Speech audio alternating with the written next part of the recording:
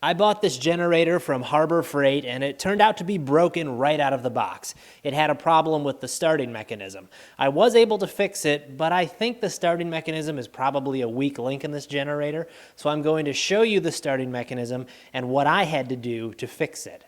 Here's the problem I was having. When you would pull on the starter cord, it would retract super slowly to the point where there would be a loose cord inside the flywheel housing here. The flywheel would catch it and started chewing it up. You can see some of the damage here. Normally, I would just return the thing, but it's an hour round trip to Harbor Freight from my house, and I thought I might need it the next day, so I ended up having to fix it myself. So let's take off the cover here, and I'll show you what I had to do. To get this open, you have to remove a couple screws here on the gas tank and several screws around the cover itself.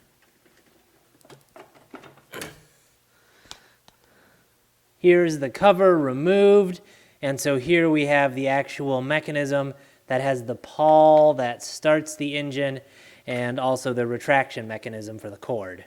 Here's how this actually works. When you pull on the cord, this little plastic pawl pops out, and that's what catches the flywheel. Now, it's kind of a flimsy piece, and if you read online, you'll see that people who have owned this generator or similar ones, because this same generator is basically sold under various brands, have had that cheap plastic pawl break. So if you buy one of these, really be careful about yanking on the starter here. Make sure it's fully engaged with the flywheel before you pull it, because you do not want to break this plastic pawl. Here's what I had to do to fix mine. Basically, the Chinese factory that made this did not wind the retraction spring tight enough.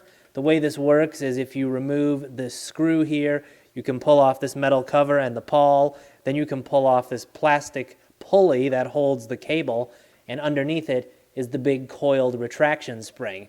If you take it off, the spring will pop out, and it's a huge pain to get it back together.